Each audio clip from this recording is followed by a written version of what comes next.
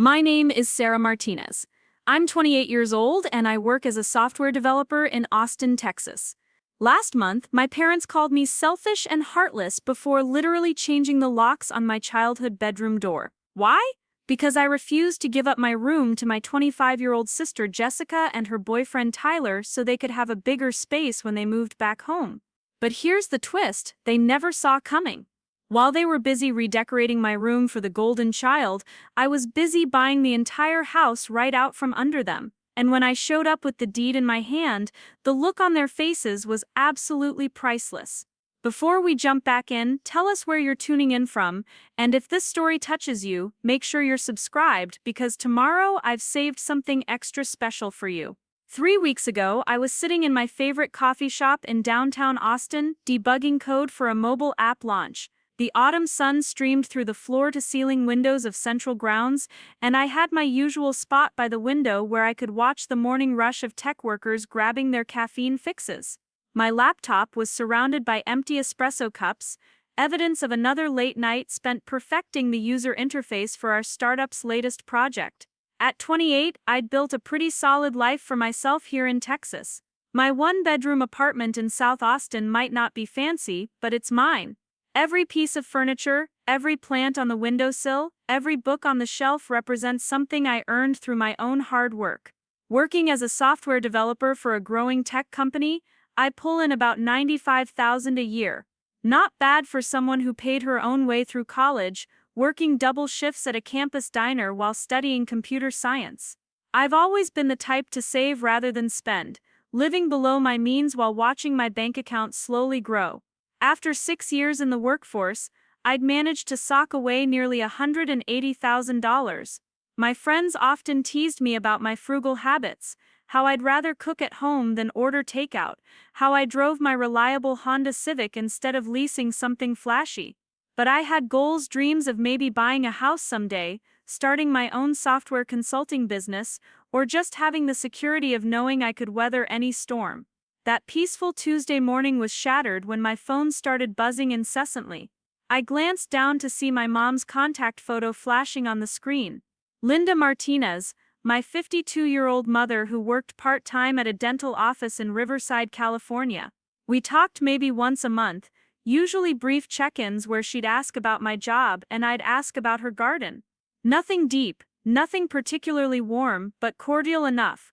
I almost let it go to voicemail since I was in the middle of a particularly tricky piece of code, but something made me answer.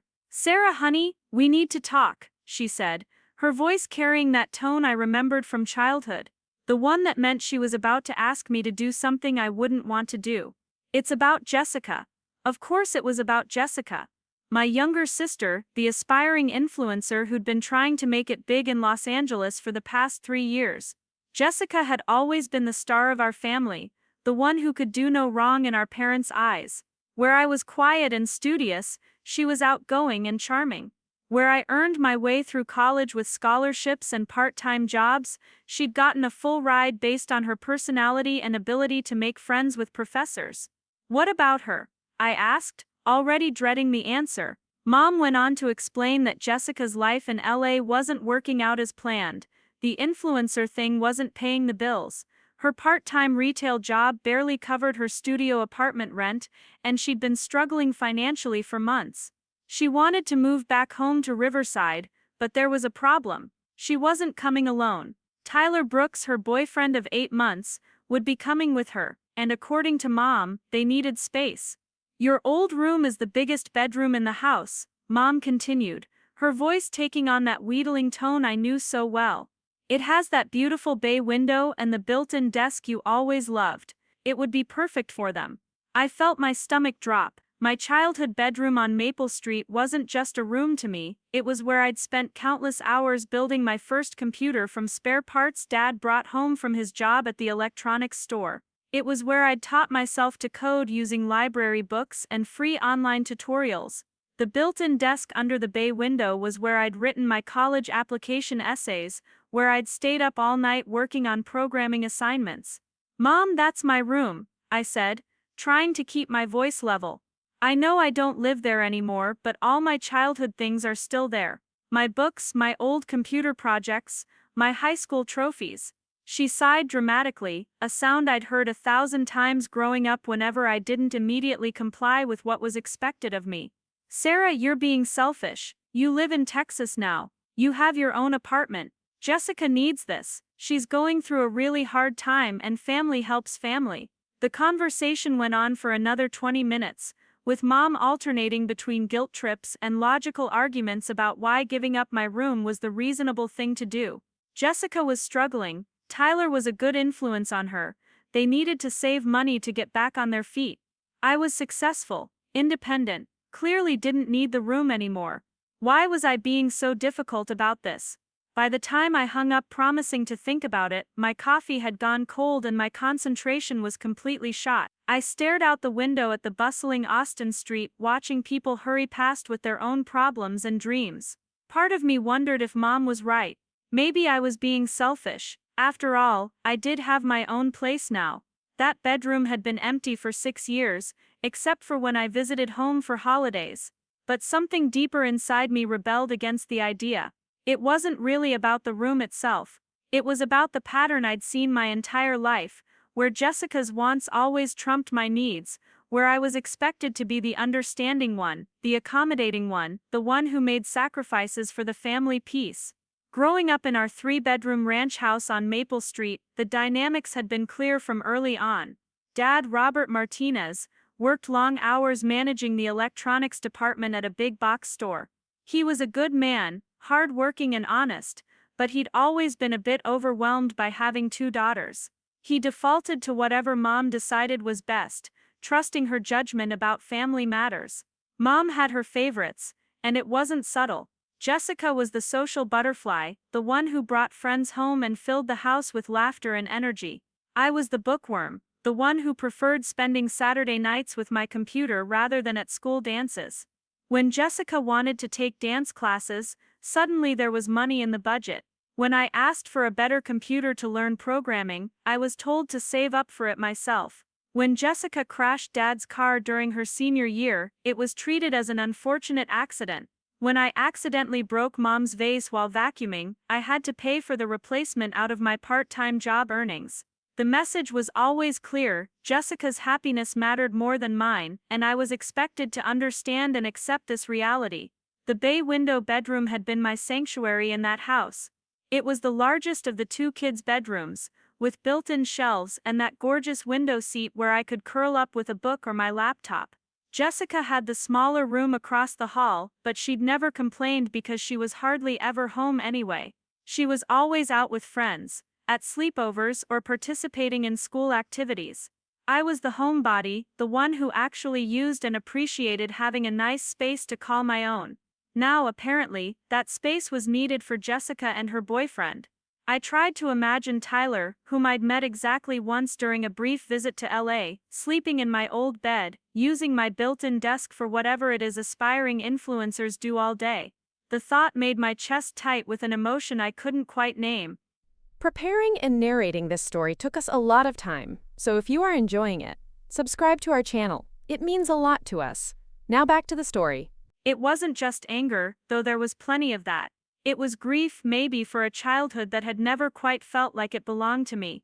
Over the next few days, the calls and texts from home escalated.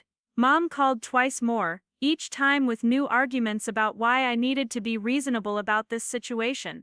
Dad called once, his voice uncomfortable as he echoed Mom's talking points about family loyalty and Jessica's struggles. Even Jessica herself sent me a long text message, full of crying emojis and declarations about how hard her life had been lately, how much she needed her family's support, how she'd always looked up to me and hoped I'd understand. But it was the call from my grandfather that really got to me. William Martinez, Dad's 78-year-old father, had always been my favorite family member. Unlike my parents, Grandpa Bill had never shown favoritism between Jessica and me. He'd been the one to encourage my interest in computers, even buying me my first programming book when I was in middle school. When he called that Friday evening, I expected support, or at least understanding. "Sarah, your grandmother and I are worried about this family tension," he said in his gravelly voice. "Maybe you should consider what your parents are asking. Jessica's always been more fragile than you. You're strong, independent, you don't need that room like she does. Even Grandpa Bill, it seemed, saw me as the one who should sacrifice for family harmony. I hung up feeling more alone than I had in years. My best friend Emma Chen tried to be supportive when I vented to her over dinner that weekend. Emma and I had been friends since college, bonding over late-night study sessions and a shared love of terrible sci-fi movies. She'd heard enough stories about my family dynamics over the years to understand the bigger picture. "It's not really about the room, is it?" she asked, picking at her pad thai. "It's about them expecting you to always be the one who gives up what you want for Jessica's sake." She was right, of course. This wasn't about four walls and a window, this was about a lifetime of being told my feelings and desires mattered less than my sister's. It was about being the responsible one, the understanding one, the one who was supposed to rise above petty concerns like wanting to keep my own childhood bedroom. Emma suggested I should stand my ground, that my parents were being unreasonable. But even she seemed to think I was making a bigger deal out of this than necessary. By the following Monday, I'd made up my mind. I called Mom back and told her I wasn't comfortable with giving up my room. I explained that it held sentimental value for me, that I still considered it my space in the family home, and that maybe Jessica and Tyler could look into other arrangements. I tried to be diplomatic, suggesting they could stay in Jessica's old room temporarily while they saved up for their own place, or that maybe the living room could be converted into a temporary bedroom. Mom's reaction was swift and harsh. "I can't believe how selfish you've become, Sarah," she said, her voice cold in a way I'd rarely heard directed at me. "Jessica is family, she needs our help, and you're worried about some childhood bedroom you haven't slept in for 6 years." The conversation deteriorated quickly from there. She accused me of being jealous of Jessica, of never supporting my sister, of thinking I was better than the rest of the family because I had a good job. When Dad called later that day, his tone was equally disappointed. "Your mother's right, Sarah. Family comes first. Jessica's going through a rough patch, and this is how we help each other. I thought we raised you better than this." The implication that my character was somehow lacking because I wouldn't give up my room stung more than I expected. These were my parents, the people who were supposed to know me best, and they were painting me as selfish and cold-hearted for wanting to keep something that was mine. The final straw came on Wednesday evening. I was working late at the office, trying to meet a deadline for our app launch, when my phone buzzed with a text from Jessica. But this wasn't another pleading message full of emojis, this was a photo. A photo of my childhood bedroom, but completely transformed. The walls had been painted a soft pink, instead of the blue I'd chosen when I was 16. My old twin bed was gone, replaced by what looked like a queen-size mattress on the floor. My bookshelves had been cleared out, my old programming books and science fiction novels nowhere to be seen. The text that followed was brief. "Thanks for being so understanding. Tyler and I love what we've done with the space, can't wait for you to see it in person." My hands were shaking as I stared at the photo. They'd already moved in. They'd already erased every trace of my presence in that room. They'd made the decision for me, gambling that I'd be too polite, too well trained in family dynamics to cause a real fuss about it. I called home immediately, my heart pounding with a rage I'd never felt before. Mom answered on the second ring, her voice artificially cheerful. "Oh Sarah, Jessica was just telling me she sent you photos of the room. Doesn't it look nice?" When I demanded to know how they could do this without my permission, her tone shifted to defensive. "We needed to get them settled. Jessica was staying in a hotel, and we couldn't afford to keep paying for that. We thought you'd come around." "You thought wrong," I said, my voice barely controlled. "I specifically told you I wasn't okay with this. You completely ignored what I said and did it anyway." Mom's response was a masterclass in manipulation. I was being dramatic, I was making a mountain out of a molehill, I was disappointing the whole family with my attitude. Jessica was crying because she thought I hated her. Dad was stressed about work, and didn't need this family drama on top of everything else. But I was done being the understanding one. I was done being the daughter who sacrificed her own feelings for family peace. "Where are my things?" I asked. "My books, my old computer equipment, my high school stuff." There was a pause before Mom admitted they'd boxed everything up and put it in the garage.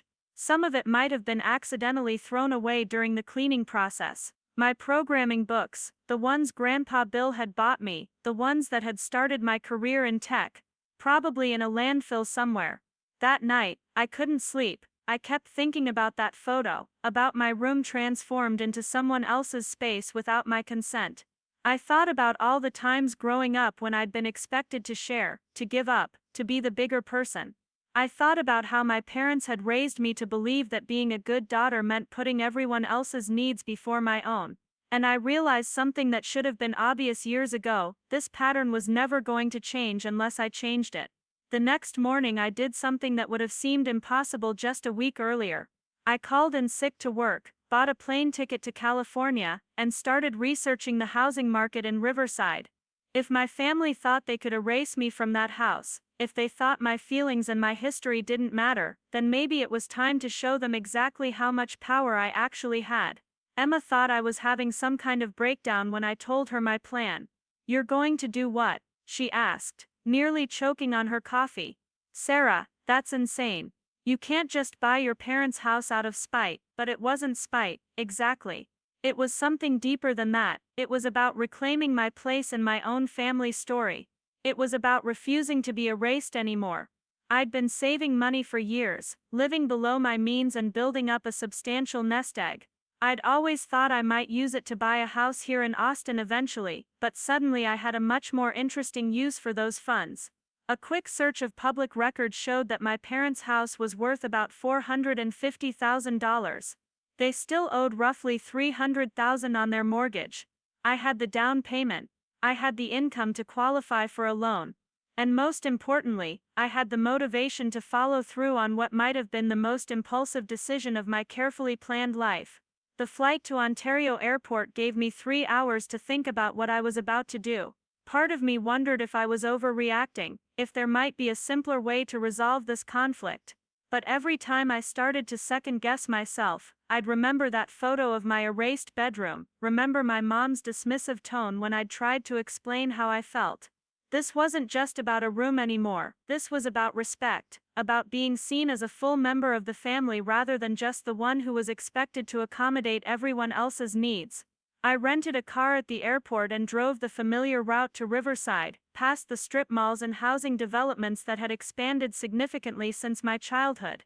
Maple Street looked exactly the same, a quiet residential area with mature trees and well-maintained lawns. I parked across the street from my childhood home, and just sat there for a while, staring at the house where I'd grown up. It was a nice house, honestly. 3 bedrooms, 2 bathrooms, a decent-sized backyard. In the current market, it was probably worth every penny of that $450 estimate. What I hadn't told Emma, what I hadn't told anyone, was that this wasn't entirely about emotion. I'd been watching the Riverside real estate market for months, curious about investment opportunities in California.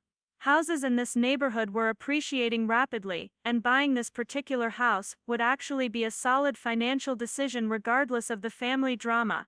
If I bought it, I could rent it out for enough to cover the mortgage payments and then some. Or I could hold on to it for a few years and sell it for a significant profit. The fact that it would also teach my family a lesson about taking me for granted was just a bonus.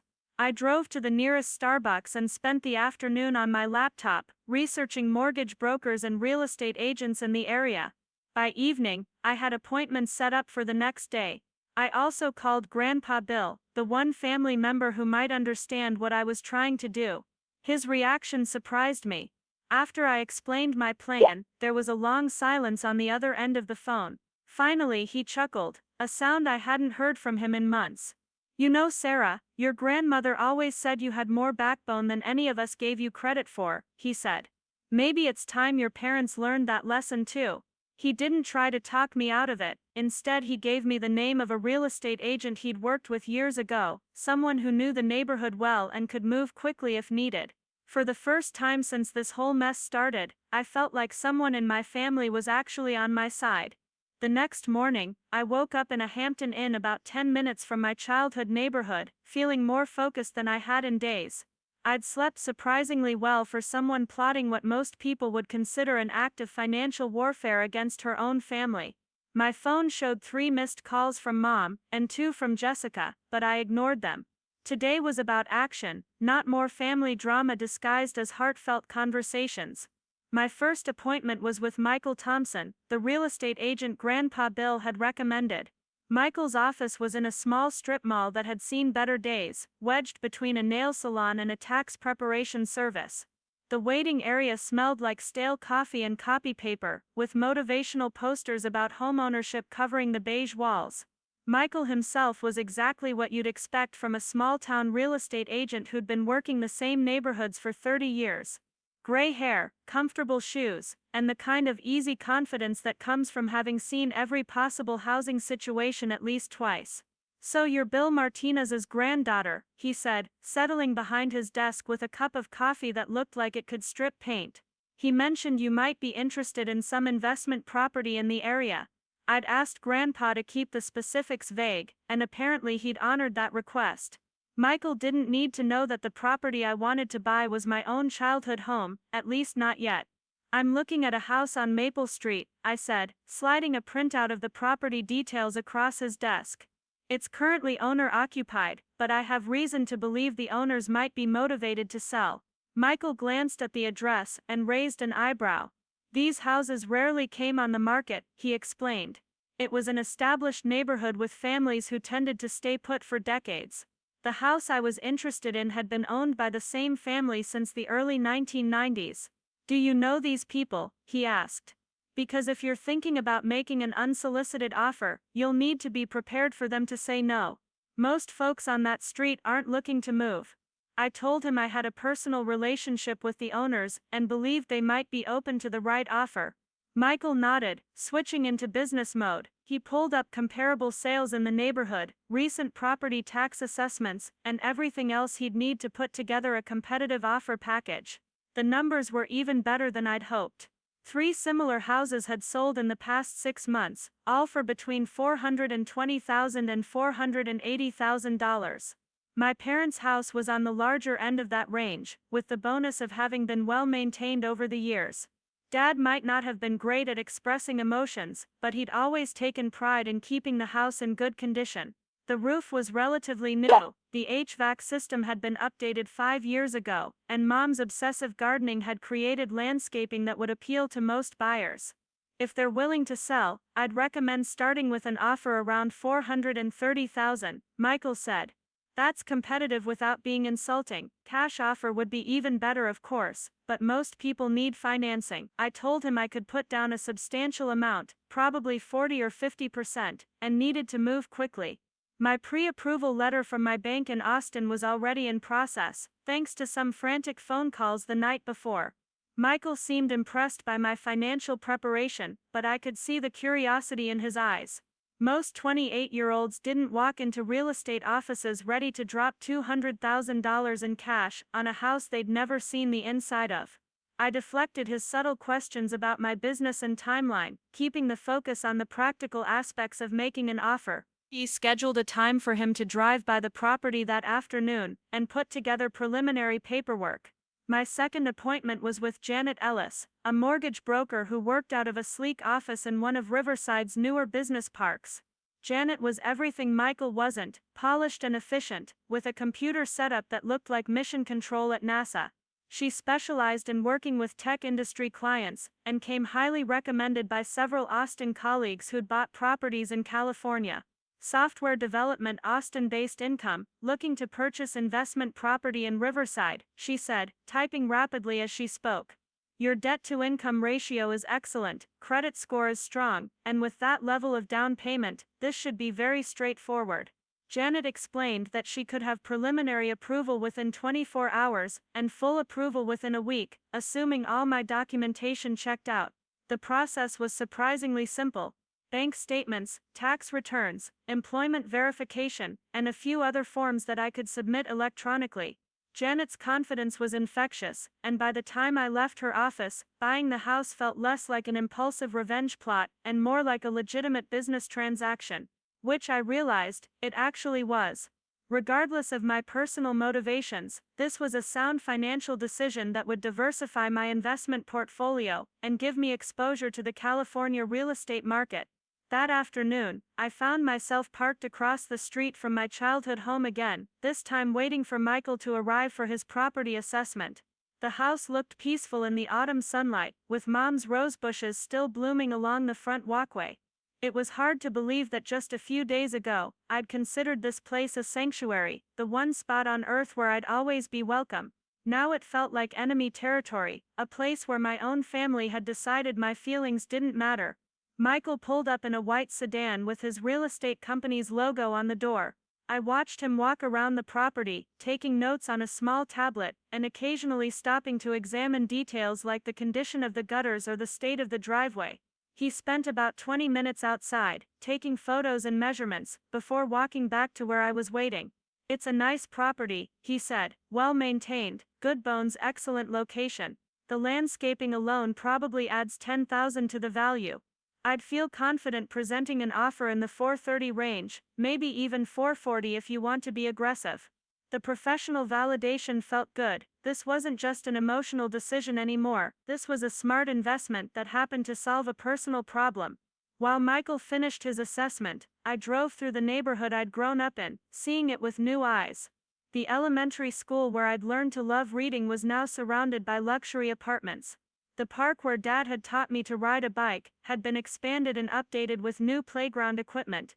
The whole area had an energy of growth and improvement that made me feel even more confident about the financial wisdom of this purchase. I also drove past Jessica's old haunts, the mall where she'd worked in high school, the Starbucks where she used to meet her friends. It occurred to me that she probably had no idea how much this neighborhood had changed since she'd left for college and then LA. In her mind, she was moving back to the same sleepy suburban area we'd grown up in.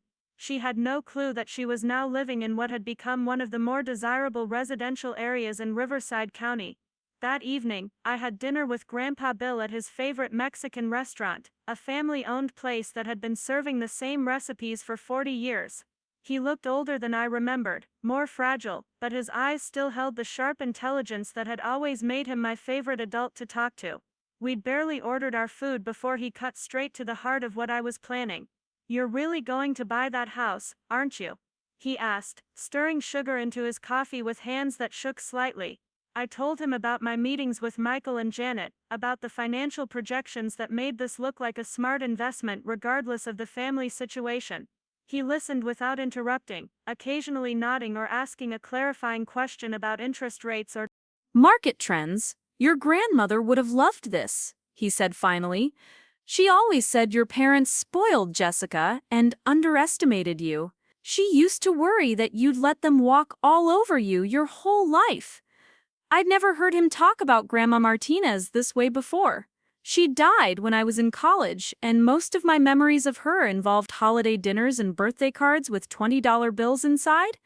Grandpa Bill told me stories I'd never heard about my grandmother's relationship with my parents, how she'd tried to intervene when the favoritism toward Jessica became obvious, how she'd argued with my father about the importance of treating both daughters equally. "She saw what was happening, but your dad was too stubborn to listen," said she was interfering in how he raised his kids. The picture he painted was of a woman who'd been genuinely concerned about my emotional well-being but powerless to change the family dynamics. "She left you money, you know," he said quietly. "Not much, but something. Your father was supposed to set up a college fund with it, but I think it ended up going toward Jessica's dance classes instead." This was news to me. My parents had never mentioned any inheritance from my grandmother, and I'd paid my own way through college with scholarships and student loans. Learning that there had been money specifically intended for my education, money that had been redirected to fund Jessica's extracurricular activities, felt like another small betrayal in a long line of them. We talked until the restaurant started putting chairs up on tables around us. Grandpa Bill shared more family history than he ever had before, stories about my father's childhood, about the financial struggles my parents had faced when Jessica and I were young, about the way those struggles had shaped their decision-making in ways that weren't always fair to both daughters. By the time he dropped me off at my hotel, I felt like I understood my family's dynamics better, but I also felt more determined than ever to follow through with my plan. The next day brought a flurry of activity. Janet called with preliminary mortgage approval, confirming that I could borrow up to $500,000 if needed. Michael had drafted an offer package that was both competitive and professional, presenting me as a serious cash buyer with the ability to close quickly. All I needed to do was decide exactly how much to offer and when to present it to my parents. I spent the morning walking through downtown Riverside, an area I'd rarely visited as a kid, but that had been revitalized in recent years with art galleries, coffee shops, and trendy restaurants. The transformation was impressive, turning what had once been a sleepy inland city into something that felt almost metropolitan. Property values throughout the area were rising steadily, driven by people who worked in LA or Orange County, but wanted more space and lower cost of living. The economic research only reinforced my conviction that buying my parents' house was a smart financial move. Even if I never set foot in the place again after purchasing it, I could rent it out for enough to cover the mortgage payments and build equity. In 5 or 10 years, I could probably sell it for significantly more than I'd paid. The fact that it would also teach my family a lesson about respect and boundaries was just a bonus. But there was still the question of timing. Part of me wanted to march up to the front door and present the offer immediately, to see the look on my parents' faces when they realized what I was proposing. Another part of me thought it might be more strategic to wait, to let them get comfortable with the idea that they'd successfully pushed me out of the family dynamic, before showing them how wrong they were about my willingness to fight back. I called Emma that afternoon to talk through the decision. She'd been texting me regularly since I'd left Austin, alternating between concern for my mental health and admiration for what she called my nuclear option approach to family conflict resolution. "I still think you're completely insane," she said, "but I also think it's the most badass thing you've ever done. When are you going to tell them?" We talked through various scenarios. I could call ahead and schedule a family meeting, presenting the house purchase as a business proposition. I could show up unannounced with the paperwork, maximizing the shock value. I could send the offer through Michael, keeping myself out of the initial conversation entirely. Each approach had advantages and disadvantages, and none of them felt quite right. "What do you actually want to accomplish?" Emma asked. "Do you want to hurt them? Do you want to get your room back? Do you want them to understand how they've been treating you? Because those are all different goals, and they might require different strategies." She was right, as usual. I needed to be clear about my objectives before I could decide on tactics. What I wanted, I realized, was acknowledgement. I wanted my parents to understand that their decision to erase me from the family home had consequences, that I wasn't the pushover daughter they'd raised me to be. I wanted Jessica to realize that her assumption that I'd always accommodate her needs was wrong. And yes, if I was being completely honest, I wanted them to feel a little bit of the powerlessness and disrespect that I'd been feeling for the past week. That evening, I made my decision. I would present the offer through Michael, keeping the transaction as professional as possible, while still making it clear that this was directly related to their decision about my bedroom. I wouldn't ambush them or try to maximize drama, but I also wouldn't pretend this was just a coincidence. They needed to understand the connection between their actions and the consequences they were facing. Michael seemed slightly surprised when I called to tell him I was ready to move forward, but he didn't ask unnecessary questions. $440,000 cash offer, 30-day close, no contingencies except inspection. He repeated back to me, "And you want me to present it first thing tomorrow morning?" I confirmed the details and asked him to emphasize that this was a serious offer from a qualified buyer who was prepared to move quickly. I spent that night in my hotel room, alternating between excitement and terror about what I was about to set in motion.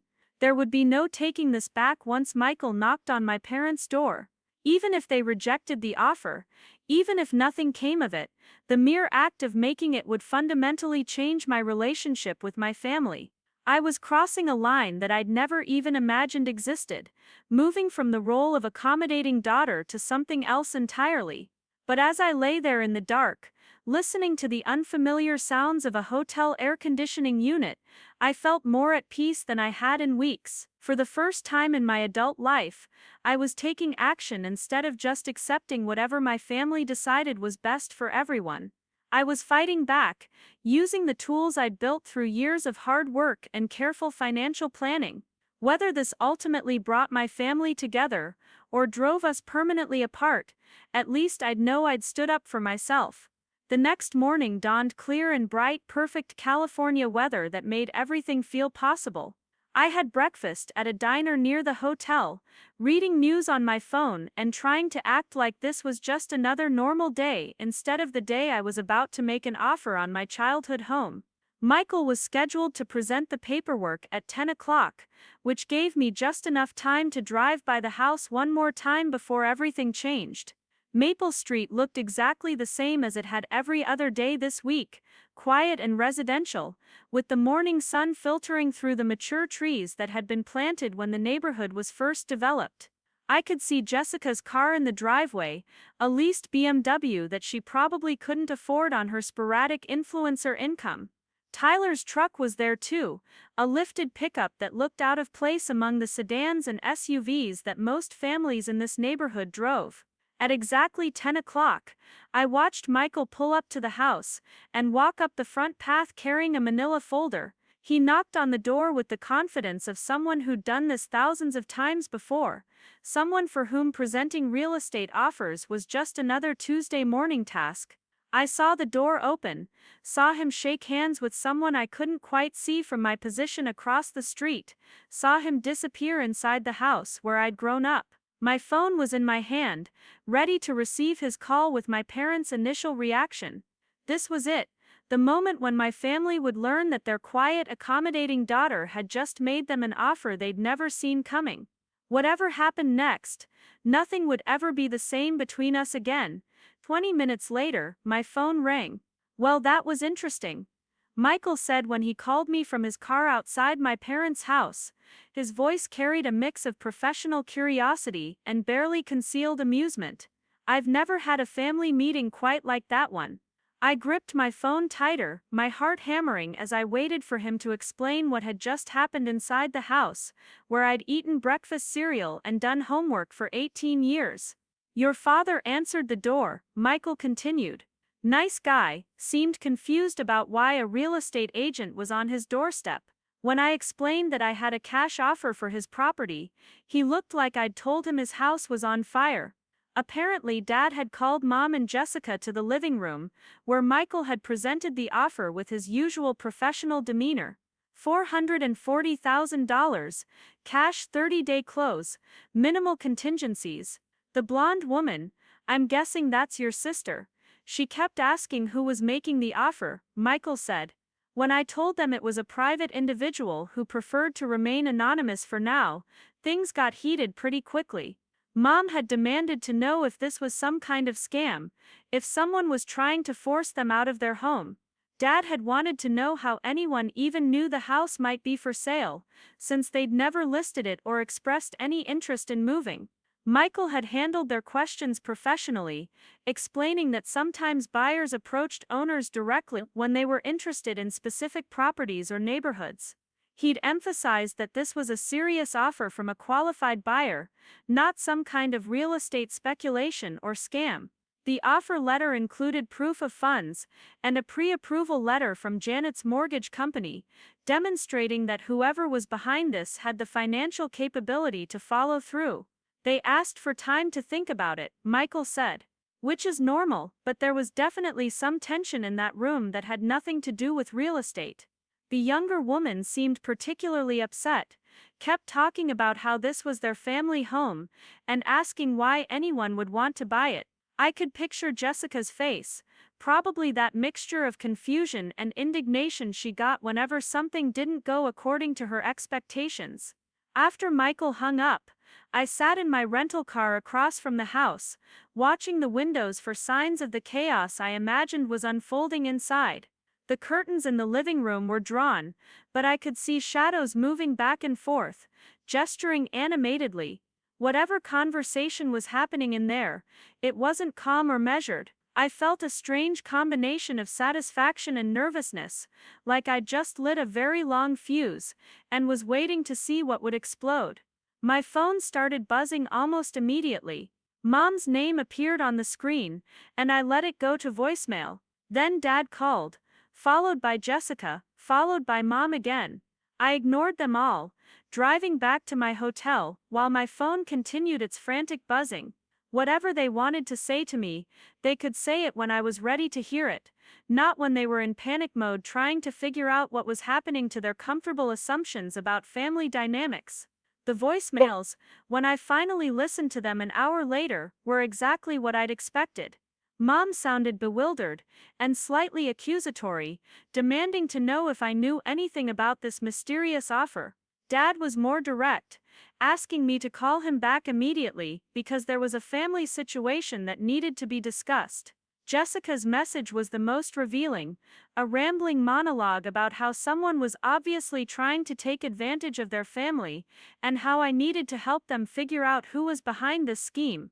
None of them seemed to have made the connection between the house offer and our recent conflict about my bedroom. In their minds, these were two completely separate events, one a family disagreement about space allocation, and the other a random real estate approach that happened to coincide with that disagreement. Their inability to see the obvious connection was almost more frustrating than their original decision to give away my room. I spent the afternoon at the Riverside Art Museum, trying to distract myself with an exhibition about California landscape painting while my phone continued its relentless buzzing. The paintings were beautiful, sweeping vistas of mountains and valleys that captured the natural beauty of the region I'd grown up in. But I found it hard to concentrate on art when my family was probably gathered around the kitchen table, trying to decode the mystery of who might want to buy their house and why. By evening, the calls had stopped, replaced by a series of increasingly frantic text messages. Mom wanted to know where I was, and why I wasn't answering my phone. Dad sent a brief message asking if I was okay, and requesting that I call home as soon as possible. Jessica's texts were longer and more emotional, full of capital letters and speculation about real estate scams targeting vulnerable families. The message that finally got my attention came from Tyler, Jessica's boyfriend, whom I'd barely exchanged 50 words with during our one previous meeting. "Hey Sarah, things are pretty crazy here right now. Your parents think someone's trying to force them to sell the house. Jessica's freaking out about having to move again. Any chance you know what's going on?" His tone was casual, almost friendly, like he was asking about weekend plans, rather than a potential family crisis. Something about Tyler's message bothered me more than all the panicked calls from my immediate family. He was treating this like an interesting development rather than a catastrophe, which suggested either remarkable emotional detachment or a much better understanding of the situation than he was letting on. I found myself wondering what Jessica had told him about our bedroom conflict, and whether he'd been part of the decision-making process that had led to my belongings being boxed up and moved to the garage. That evening, I finally called Grandpa Bill to update him on the day's developments. He listened to my account of Michael's visit with what sounded like barely suppressed laughter, occasionally making small humming sounds that I recognized as his way of processing particularly amusing information. When I finished describing my family's confusion about the mysterious offer, he was quiet for a long moment. "You know, your grandmother had a saying," he said finally. "She used to tell me that some people can't see the forest for the trees, but your father's family couldn't see the tree, even if it fell on their heads." His assessment was harsh, but not entirely unfair. My parents had always been focused on immediate concerns, rather than larger patterns, dealing with individual problems as they arose rather than stepping back to see the bigger picture. Grandpa Bill asked if I was having second thoughts about the house purchase, if the reality of actually making the offer had changed my perspective on what I was trying to accomplish. The question was fair, and I took some time to think about it before answering. The truth was, seeing my family's confusion had only reinforced my conviction that this was the right approach. They genuinely didn't understand the connection between their treatment of me and the consequences they were now facing. They need to learn that actions have results, I told him. They can't just erase me from the family home and expect everything to continue as normal. Grandpa Bill made another one of his humming sounds, the kind that suggested agreement without explicitly stating it.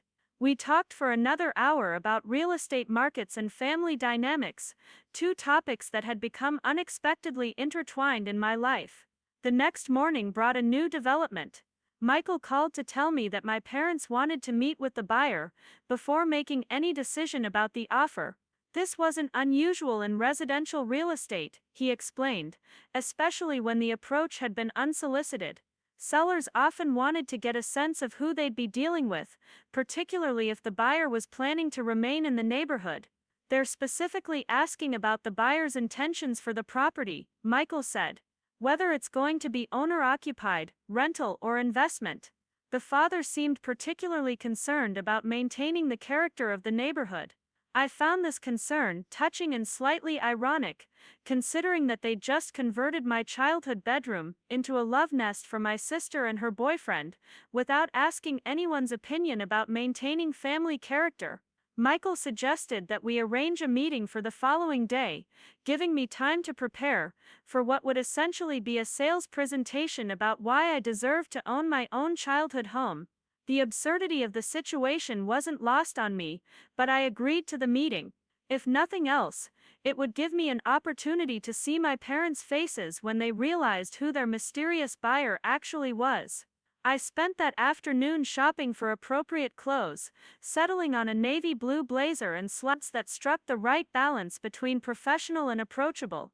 I wanted to look like someone who could afford to buy their house, but not so corporate that I seemed threatening or impersonal. The outfit was costume as much as clothing, helping me transform from frustrated daughter into serious real estate investor. That evening, I had dinner with Michael to discuss strategy for the meeting. He'd done some research on my parents since our initial conversation, pulling public records that showed their mortgage history, property tax payments, and other financial information that was available through county databases. The picture that emerged was of a middle-class family that had been managing their finances responsibly, but without much margin for error. They've never missed a mortgage payment, Michael told me over pasta at a chain restaurant near his office. Property taxes are current, no liens or judgments. But they refinanced about 5 years ago, probably to take advantage of lower interest rates, and they're still carrying a substantial balance. The financial information reinforced my understanding of my parents as careful but not wealthy, the kind of people for whom a house represented their primary asset and major financial vulnerability.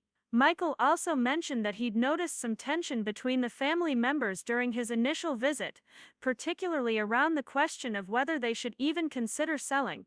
The older woman seemed more open to the idea than the others, he said.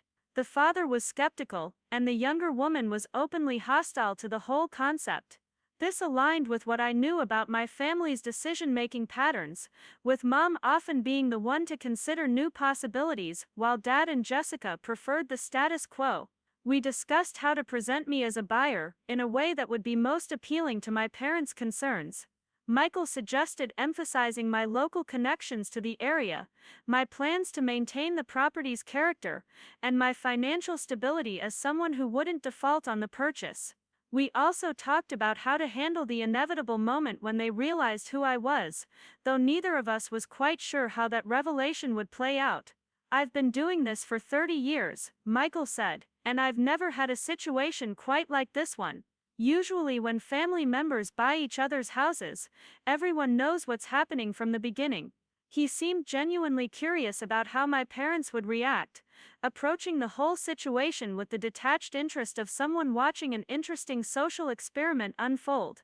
The morning of the meeting, I woke up earlier than usual, too nervous to sleep past 6 o'clock. I spent extra time on my appearance, making sure my hair was professional and my makeup was subtle but polished. I wanted to look successful, but not intimidating, confident but not arrogant.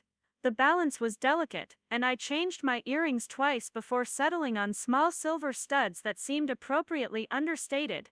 Michael picked me up at my hotel at 9:30, and we drove to the house together.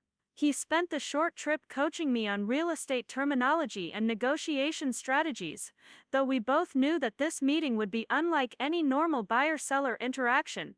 Remember, they're evaluating you as much as you're evaluating the property, he said. They want to feel good about who they're potentially selling to. As we pulled into the driveway of my childhood home, I felt a strange sense of displacement, like I was visiting a place I'd seen in photographs, rather than lived in for 18 years. The house looked smaller than I remembered, more ordinary, though that might have been the effect of approaching it as a potential buyer, rather than a returning family member. Michael gathered his paperwork from the back seat, and we walked up the front path together. Dad answered the door wearing his best casual clothes, khakis and a polo shirt that I recognized from previous family gatherings. His smile was polite but cautious, the expression he used when meeting Jessica's new boyfriends or my college friends.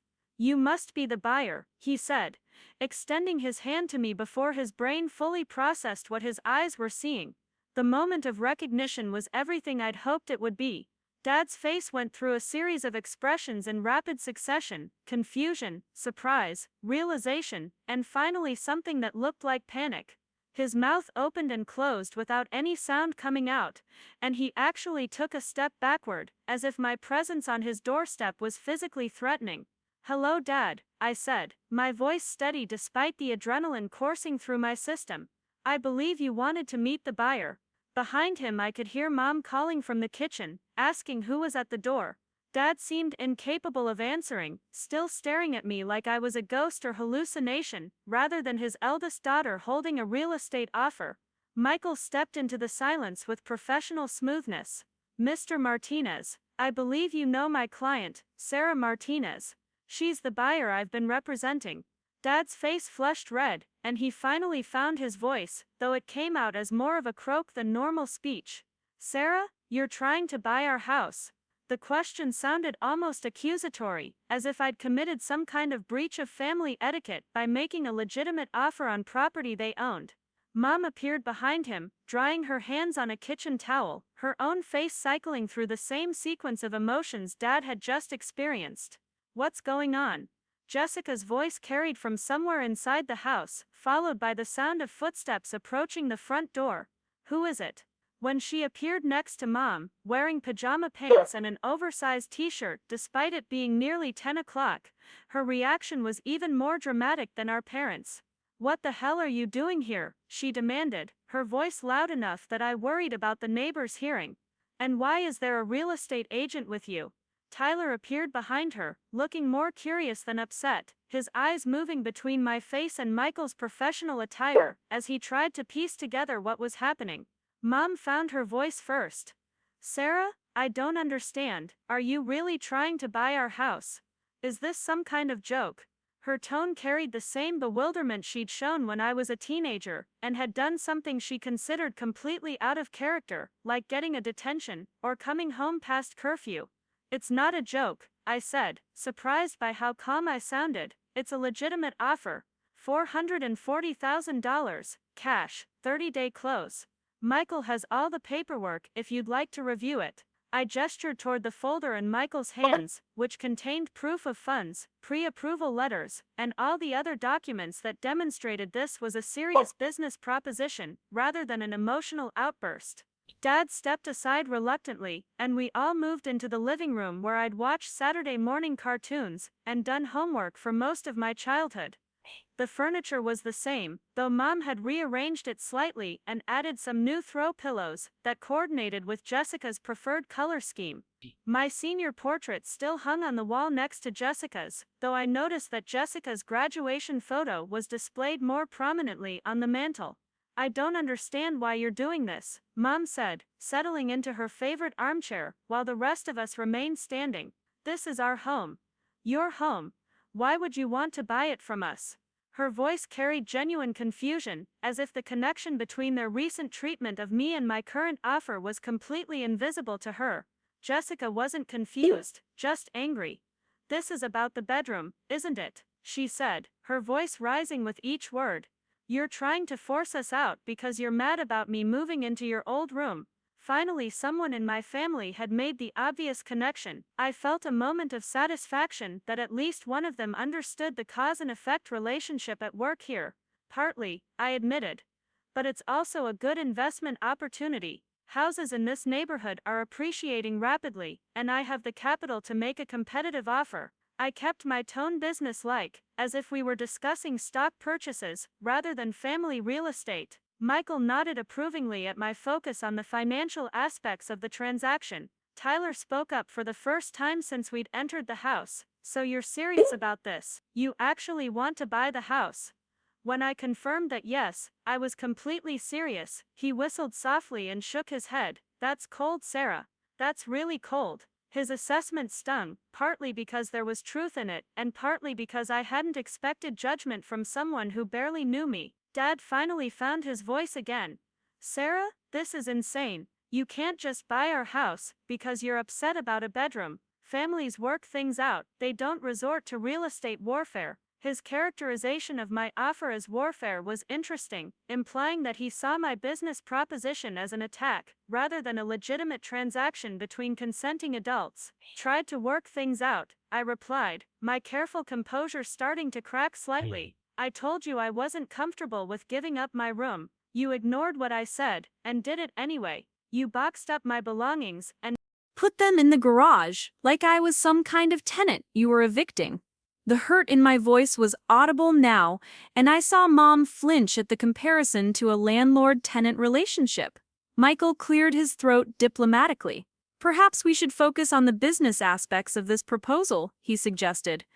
Regardless of the personal dynamics, this is a serious offer that merits consideration. He opened his folder and began spreading documents across Mom's coffee table, transforming the living room into an impromptu conference room. The offer is above current market value, Michael explained, pointing to comparable sales data. Cash transaction, minimal contingencies, quick close. From a financial perspective, this represents an excellent opportunity for the sellers. His professional presentation seemed to catch Dad's attention, drawing him into a discussion of property values and market trends despite the emotional chaos of the situation. Mom looked at the paperwork with the same expression she used when reviewing medical bills or tax documents, like she was trying to solve a puzzle that was slightly beyond her comprehension.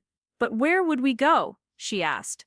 This is our home. We've lived here for over 20 years. Her question revealed the practical concerns that lay beneath the emotional reaction. You could buy something smaller, I suggested. Pay off your mortgage entirely and have money left over for retirement savings. Or you could rent for a while and take time to decide what you really want. These were reasonable suggestions from a financial planning perspective, though I recognized that my parents might not appreciate real estate advice from the daughter who was currently trying to displace them. Jessica had been unusually quiet during Michael's presentation, but now she exploded with renewed fury. This is ridiculous. You're trying to kick your own family out of their home because you didn't get your way about a stupid bedroom. Her voice was shrill with indignation, and I could see Tyler putting a restraining hand on her arm as she gestured wildly. I'm not kicking anyone out, I said firmly. I'm making you an offer to purchase property you own. You're free to accept or reject it based on your own financial interests and personal preferences. This is how real estate transactions work. My focus on the business aspects of the situation seemed to frustrate Jessica even more, as if my refusal to engage in emotional arguments was somehow unfair. The conversation continued for another hour, cycling through various phases of confusion, anger, and attempts at practical problem-solving. Mom wanted to understand my motivations. Dad wanted to discuss market conditions.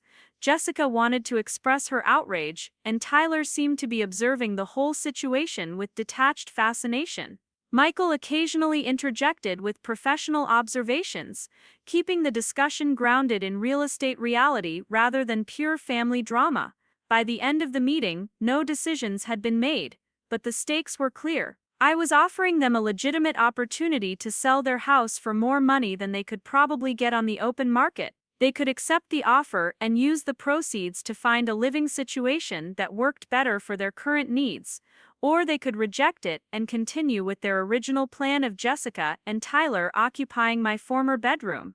Either way, our family dynamic had been permanently altered by the mere fact that I'd made the offer. As Michael and I prepared to leave, Dad walked us to the door with the stiff courtesy he used for door-to-door salespeople and political canvassers. "We'll need some time to discuss this," he said, his voice carefully neutral. "It's not the kind of decision a family makes quickly." His emphasis on the word family felt pointed, as if he was reminding me that despite my current role as potential buyer, I was still their daughter and subject to family expectations about behavior and loyalty.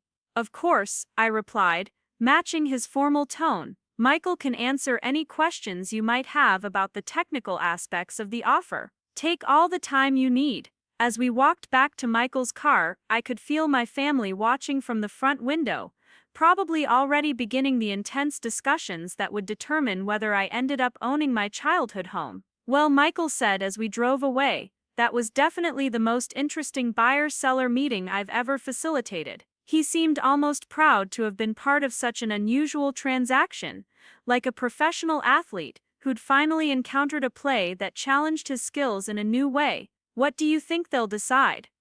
I honestly wasn't sure. My parents were practical people who understood the value of money, but they were also deeply attached to their home and resistant to change. Jessica's emotional reaction would probably influence their decisions significantly, though Tyler's more measured response might provide some counterbalance. And underneath all the practical considerations was the fundamental question of whether they were ready to acknowledge that their treatment of me had consequences they hadn't anticipated. Whatever they decided, I felt a deep sense of satisfaction about having taken action instead of just accepting their decision about my bedroom. For the first time in my adult life, I'd refused to be the accommodating daughter who quietly swallowed her disappointment for the sake of family harmony. Whether I ended up owning the house or not, I'd made my point about respect and boundaries in a way that none of them would ever forget. 3 days passed in complete silence. No calls, no texts, no communication of any kind from Maple Street.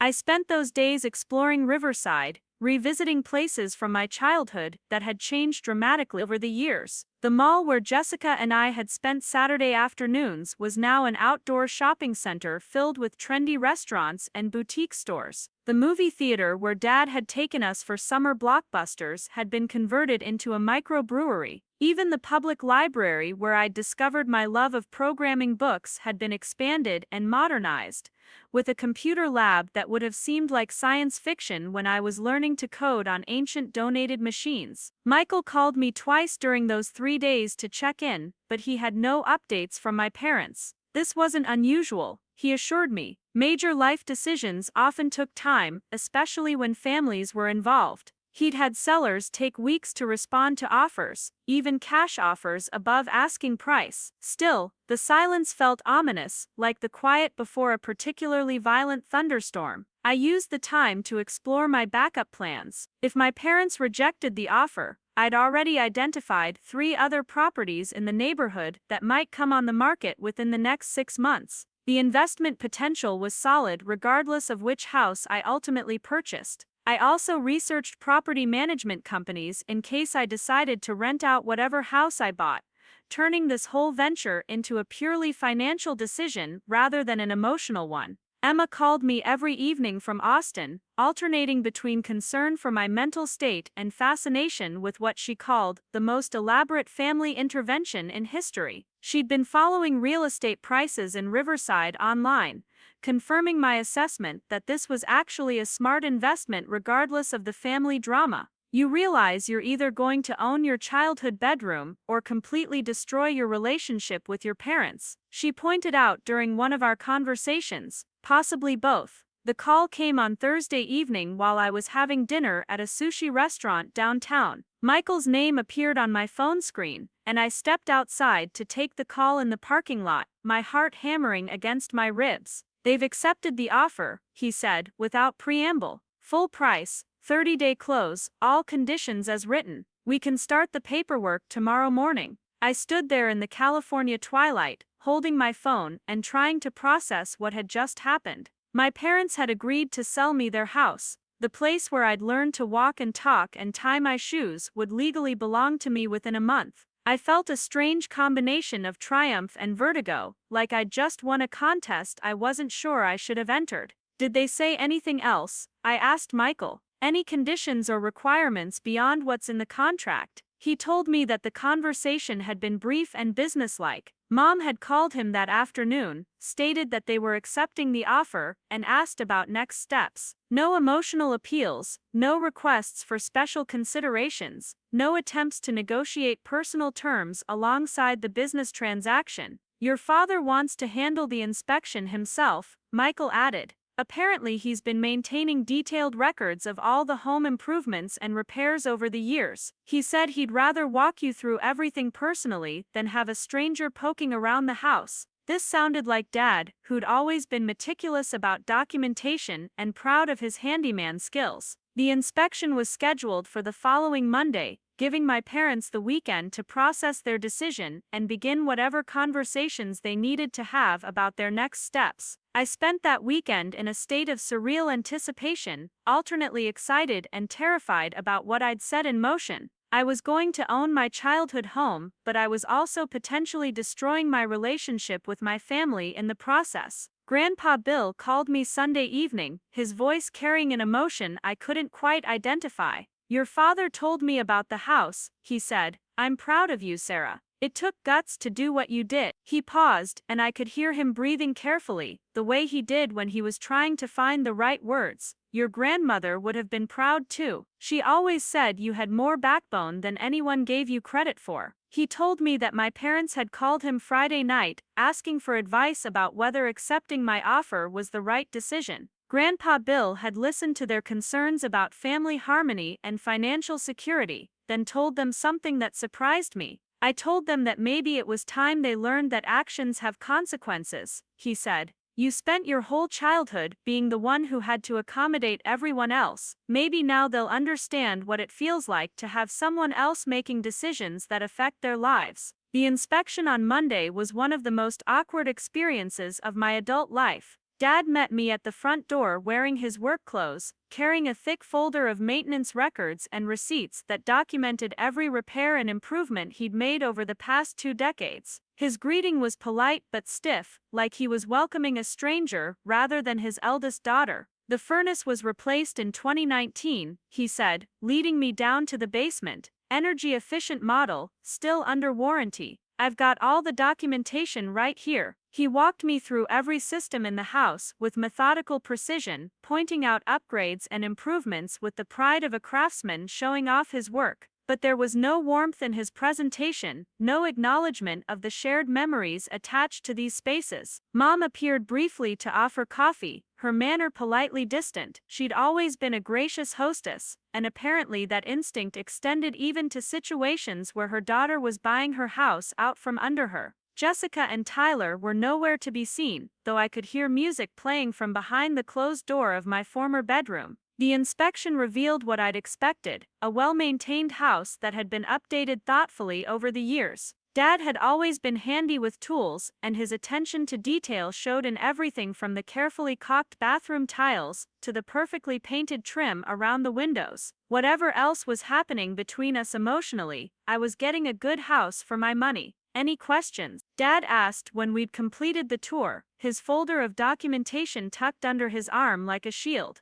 I asked about the timeline for their move, trying to sound like a practical buyer rather than a concerned daughter. He told me they'd found a rental house across town, smaller but adequate for their needs, with a month-to-month lease that would give them time to figure out their long-term plans. The closing was scheduled for the following Friday at a title company office in downtown Riverside. I spent the intervening days completing paperwork, arranging homeowners insurance, and trying to decide what I would do with the house once it was actually mine. The rational part of my brain insisted this was a straightforward real estate investment that happened to have personal significance. The emotional part of my brain was still trying to process the fact that I'd essentially bought my way back into my own family home. Janet, my mortgage broker, called Wednesday to congratulate me on what she called one of the smoothest transactions she'd handled all year. My loan had been approved without complications, the title search had revealed no issues, and all the paperwork was in order for a Friday closing. She seemed genuinely happy for me, treating this like any other successful home purchase rather than the complex family drama it actually represented. Emma flew in from Austin Thursday evening, ostensibly to help me celebrate but really to make sure I hadn't completely lost my mind. We had dinner at an upscale restaurant in downtown Riverside, the kind of place that hadn't existed when I was growing up but that reflected the area's economic transformation over the past decade. "So what's your plan?" she asked over wine that cost more per glass than I used to spend on groceries in a week. "Are you going to move in, rent it out, turn it into some kind of museum of family dysfunction?" Her questions were fair, and I realized I didn't have clear answers to any of them. I'd been so focused on making the purchase happen that I hadn't thought seriously about what would come next. The truth was, I wasn't sure I wanted to live in the house, at least not right away. Too many complicated emotions were attached to every room, every corner, every view from the windows. But I also wasn't ready to hand it over to tenants who would treat it as just another rental property. Maybe I needed time to figure out what this place meant to me now that it was actually mine. The closing took place in a sterile conference room that could have belonged to any professional services office in America. Beige walls, generic landscape prints, a long table surrounded by rolling chairs that squeaked when anyone moved. My parents arrived exactly on time, dressed in their best clothes and carrying themselves with the stiff dignity of people performing an unpleasant but necessary task. The title company representative, a middle-aged woman named Carol, who'd probably handled thousands of real estate closings, walked us through the paperwork with efficient professionalism. Purchase agreement, loan documents, title transfer forms, disclosure statements, a stack of papers that formally converted my childhood home from their asset to mine. Mom signed her name with careful precision, her usually flowing handwriting tight and controlled. Dad scrawled his signature quickly, as if he wanted to get through the process as fast as possible. I signed each document slowly, reading every line even though I'd reviewed everything multiple times already. This was the most expensive purchase I'd ever made, and I wanted to understand every detail of what I was agreeing to. "Congratulations," Carol said when the last document had been signed and notarized.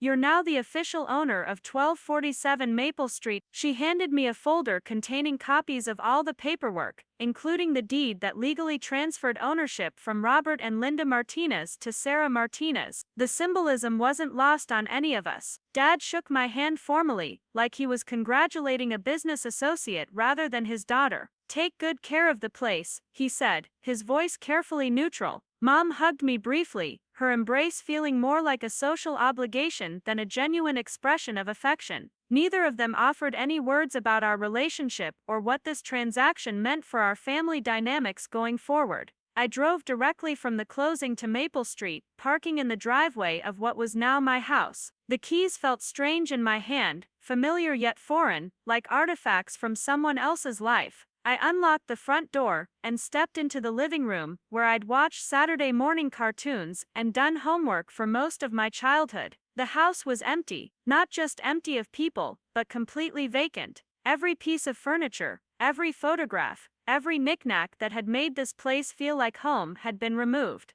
The walls showed pale rectangles where pictures had hung for years. The carpets bore indentations from furniture that was no longer there. Even the kitchen had been stripped bare, with only the built-in appliances remaining. I walked through each room, my footsteps echoing in the empty spaces. The master bedroom, where my parents had slept for over 20 years. Jessica's old room, now cleared of whatever teenage decorations might have remained. And finally, my former bedroom, the space that had started this entire conflict. The room was completely empty, but I could still see traces of its recent transformation. Fresh paint-covered nail holes where my posters had once hung. New carpet had been installed, covering the hardwood floors I'd always loved. Even the built-in desk under the bay window had been removed, leaving only an empty alcove that looked somehow wounded. I sat on the floor in the center of the empty room, looking out through the bay window at the neighborhood where I'd grown up. The late afternoon sun streamed through the glass, creating patterns on the new carpet that would fade and shift as evening approached.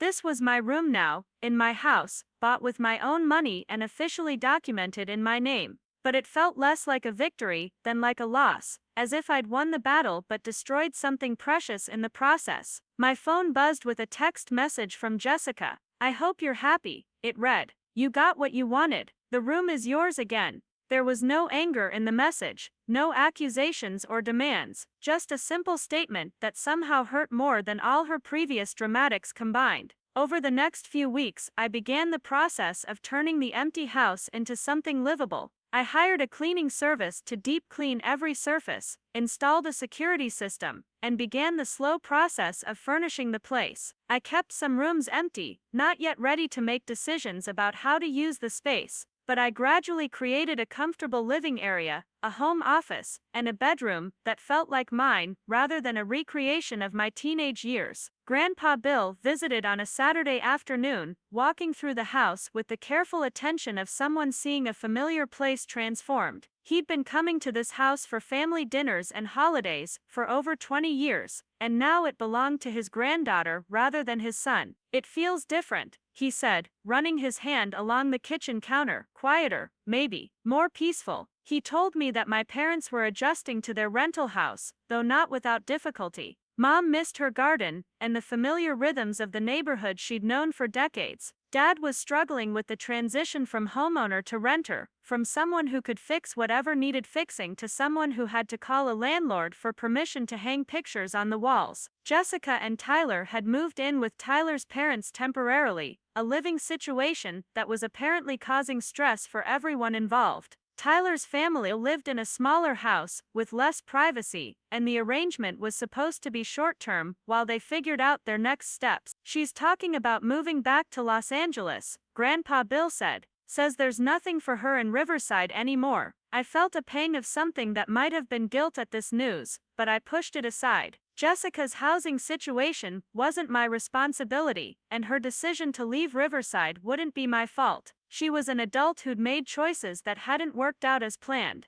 The fact that those consequences were now affecting her living arrangements was unfortunate, but not something I needed to solve. The first month of homeownership passed quietly. I split my time between Austin and Riverside, working remotely when I was in California and flying back to Texas for important meetings and social commitments. The arrangement was sustainable for now, though I knew I'd eventually need to make a decision about where I wanted to live permanently. Emma visited for a weekend, bringing housewarming gifts and a bottle of champagne to celebrate what she called the most expensive family therapy session in history. We sat on my new couch in the living room, where I'd once watched my parents open Christmas presents, drinking wine, and talking about the strange turns life can take when you finally decide to stop accommodating everyone else's needs. "Do you regret it?" she asked as we watched the sunset through the front window. It was a fair question, one I'd been asking myself regularly since the closing. The honest answer was complicated. I regretted the loss of family relationships, the awkwardness and distance that now characterized my interactions with my parents. But I didn't regret standing up for myself, refusing to accept their decision to erase me from the family home without consequences. "I regret that it had to come to this," I said finally. "But I don't regret doing it. They needed to learn that treating me like my feelings don't matter has real consequences. Maybe now they'll think twice before making decisions that affect me without asking my opinion." The house gradually became more than just a real estate investment or a symbol of family conflict. It became my home, a place where I could think clearly and make decisions based on my own priorities rather than everyone else's expectations. I set up my home office in Jessica's old room, creating a workspace that was more comfortable and productive than my Austin apartment. The master bedroom became a retreat where I could read and relax without the distractions of city life. I also began to appreciate the house's potential as an investment property. Real estate values in the neighborhood continued to rise, and several of my neighbors mentioned receiving unsolicited offers from investors and developers. If I decided to sell in a few years, I would almost certainly make a substantial profit. If I decided to rent it out, I could easily cover the mortgage payments and generate positive cash flow. but the most significant change was in how I thought about family relationships and personal boundaries. For the first time in my adult life, I'd refused to be the accommodating daughter who sacrificed her own interests for family harmony. I'd taken action to protect something that mattered to me, even when that action was uncomfortable and controversial. The lesson wasn't lost on other areas of my life. I became more assertive at work, pushing back on unreasonable deadlines and demanding recognition for my contributions to important projects. I became more selective about friendships, investing time and energy in relationships that were reciprocal rather than one-sided. I learned to say no without feeling guilty, to prioritize my own needs without constantly worrying about disappointing other people. 3 months after the closing, I received an unexpected visitor. Mom knocked on my front door on a Thursday evening, holding a casserole dish and wearing the uncertain expression she used when she wasn't sure how she'd be received. "I brought you dinner," she said simply. "I thought you might be hungry." We sat at my new dining table, eating her familiar tuna noodle casserole, and talking carefully about neutral topics. She told me about her new garden at the rental house, how different it was to start over with unfamiliar soil and light conditions. I told her about my work projects and my plans for updating the house's landscaping. Neither of us mentioned the conflict that had led to this strange reversal of roles, with her visiting me in what had once been her home. As she prepared to leave, Mom paused at the front door and looked around the living room with an expression I couldn't quite read. "It looks good," she said finally. "Different but good. I'm glad you're taking care of the place." There was something in her voice that might have been approval, or at least acceptance of what I'd done. "Would you like to visit again sometime?" I asked. "Maybe we could have dinner regularly, make it a tradition." Her face brightened slightly, the first genuine smile I'd seen from her since this whole situation began. "I'd like that," she said. "I'd like that very much." 6 months later, I hosted Thanksgiving dinner in my house on Maple Street. Mom brought her famous stuffing and green bean casserole. Dad contributed his traditional responsibility of carving the turkey. Grandpa Bill sat in his usual spot at the head of the table, telling stories about Thanksgivings past and complimenting my hosting skills. Jessica didn't come. She was back in Los Angeles, trying once again to make her influencer career work, living in a studio apartment she could barely afford. Tyler had moved on to a new girlfriend, someone whose family wasn't involved in real estate warfare. According to Mom's carefully neutral updates, Jessica was finding herself and exploring new opportunities, which I interpreted as struggling financially and romantically, but too proud to admit it. The dinner was smaller than our family gatherings used to be, but it felt more genuine. The conversations were more honest, the laughter less forced. Dad complimented my turkey preparation and offered to help with some electrical work I'd been planning. Mom asked for advice about her new garden and listened to my suggestions without dismissing them automatically. After everyone left and I was cleaning up the dishes, I realized something had fundamentally changed in my relationship with my parents. They no longer treated me like the accommodating daughter who would sacrifice her own interests for family peace. They treated me like an adult whose opinions and decisions mattered, whose boundaries deserved respect. I'd bought my childhood home back from my parents, but what I'd really purchased was something more valuable than real estate. I'd bought my place at the family table, my right to be heard and respected, my freedom from the role of perpetual accommodator. The house had been worth every penny I'd paid for it, not because of its investment potential, but because of what the transaction had taught everyone about the real cost of taking me for granted. Standing in my kitchen, drying the dishes my family had eaten from at my table in my house, I felt something I'd never experienced during all those years of trying to keep everyone else happy. I felt genuinely at peace with who I was and what I'd chosen to do with my life. I'd learned to fight for what mattered to me, and that lesson was worth more than any property deed could ever represent. Up next, you've got 2 more standout stories right on your screen. If this one hit the mark, you won't want to pass these up. Just click and check them out.